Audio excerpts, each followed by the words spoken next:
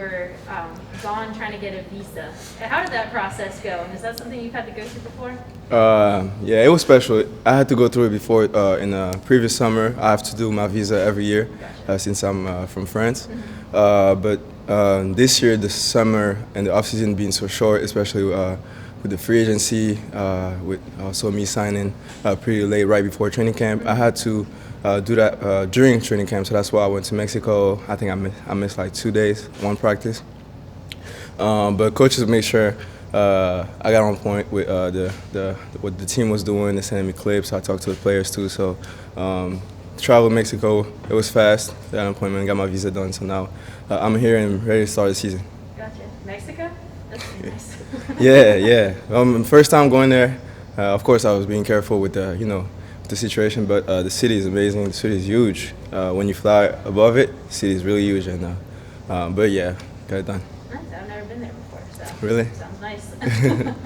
And some players have mentioned that they like the simplicity, or I guess compared to last year, at least the simplicity of Jason's defense and what you guys are doing there.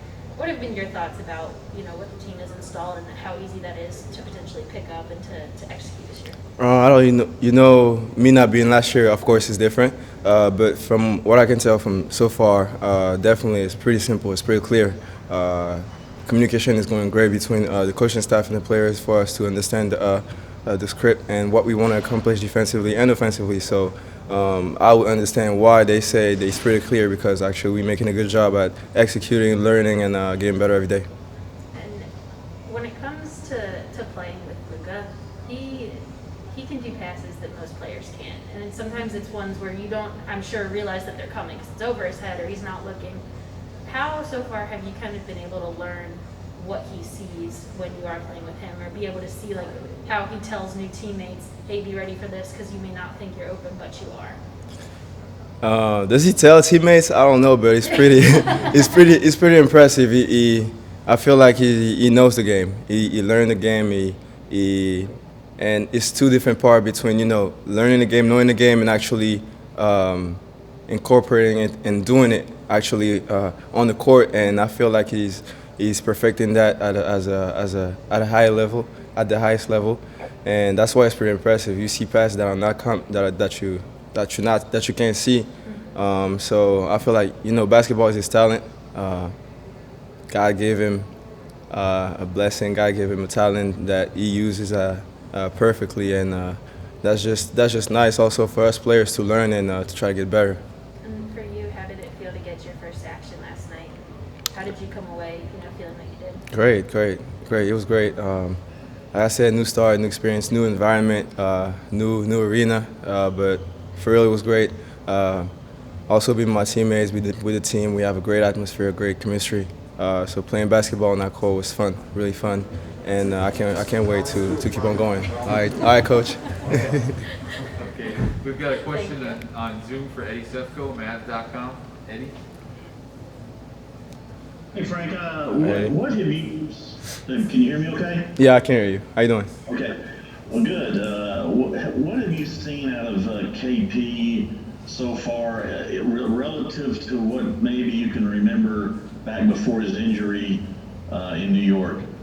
To me, he's looking great, especially since the first day of training camp. He's really locked in, the real game, moving good. Of course, I remember like it was yesterday, the moment his injury happened, and it's not easy for a player to come back from an injury like that. But so far, from what I've seen, he's getting back to his best level, and that's all I can wish him, and that's all we can hope for this season. But everybody is just working hard for everyone to be in the best position this year. Thank you. Anything else for Frank? All right, appreciate it. Thank you. Thank you, Frank. Recording in progress. Still waking. All right, we can start with questions. Wonder who's going first. No, first, did everybody come out of last night healthy and good to go? Yeah, everybody was healthy. Everybody participated in practice.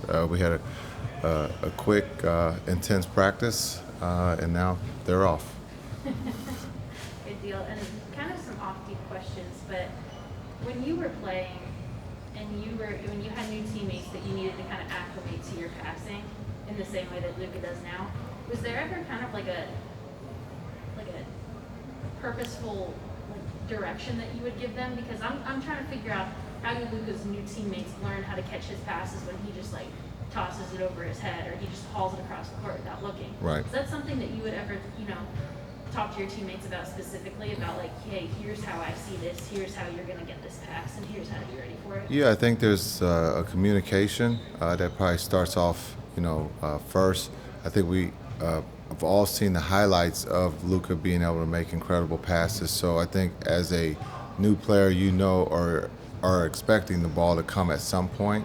And so sometimes you go, well, I didn't think he was going to throw it to me, and somehow it gets there, and it might be a turnover. But I think a lot of times trial and error happens, and then I think it's just the communication. And once you get to know Luka and understand his tendencies, I think that's when you understand when the ball's coming. And so it takes some time. It's pitcher and catcher, new catcher, and the pitcher's getting used to him. It's just going to take some time. There's going to be some pass balls, but at some point it's going to click, and it's going to be a beautiful thing.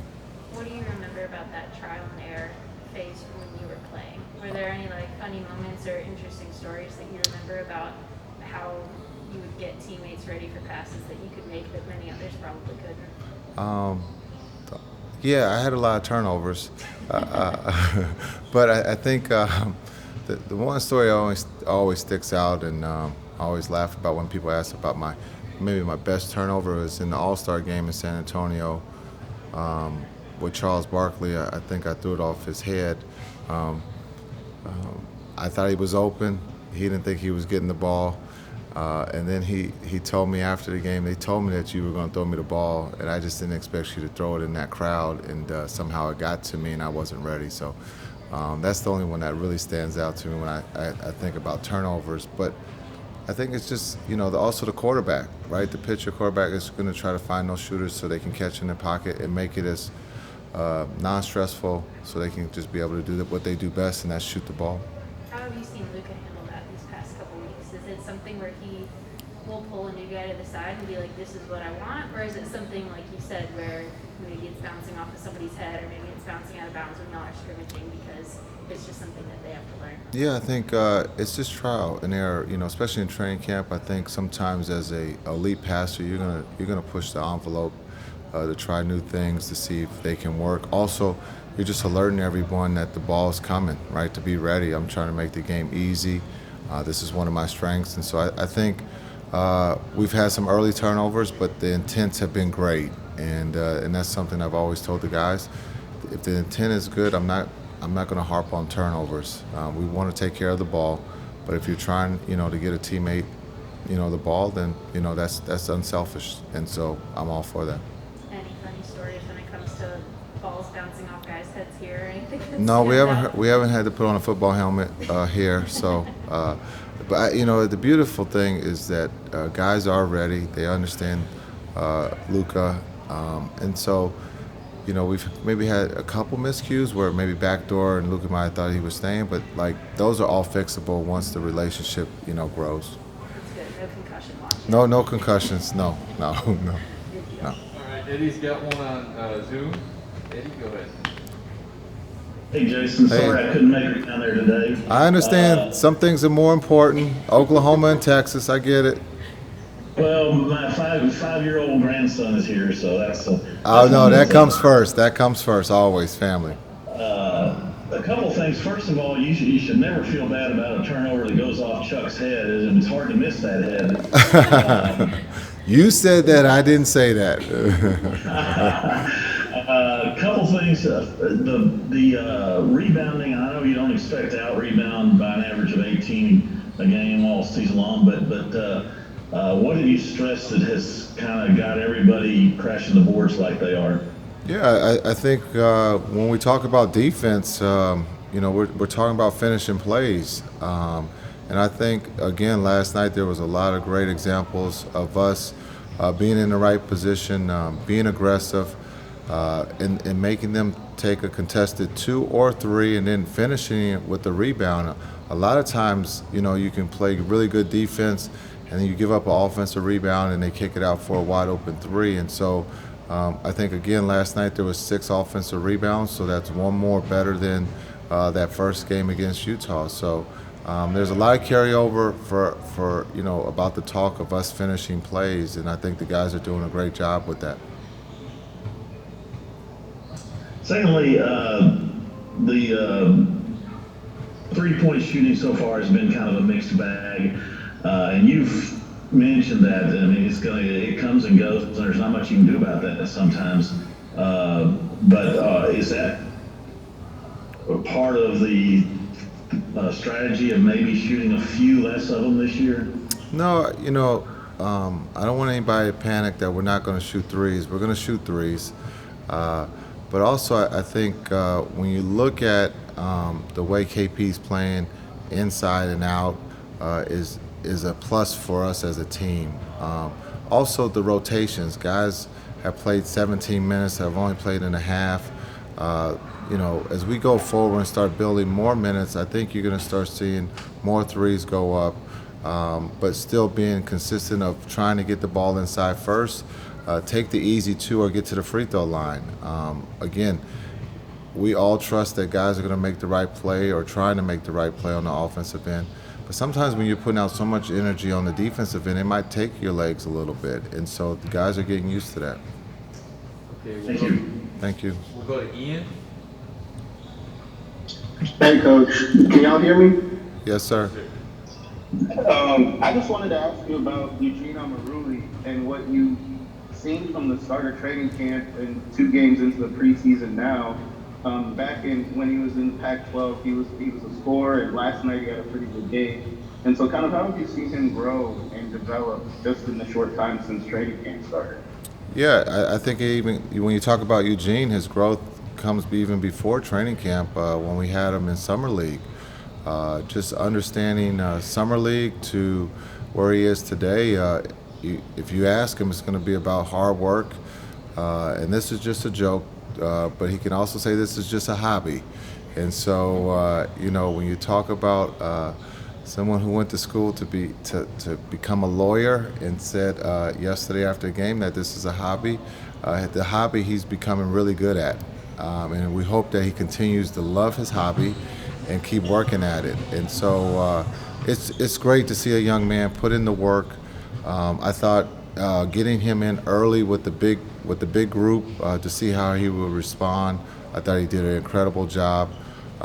Again, you talk about analytics. Everybody would say he's too old as a rookie.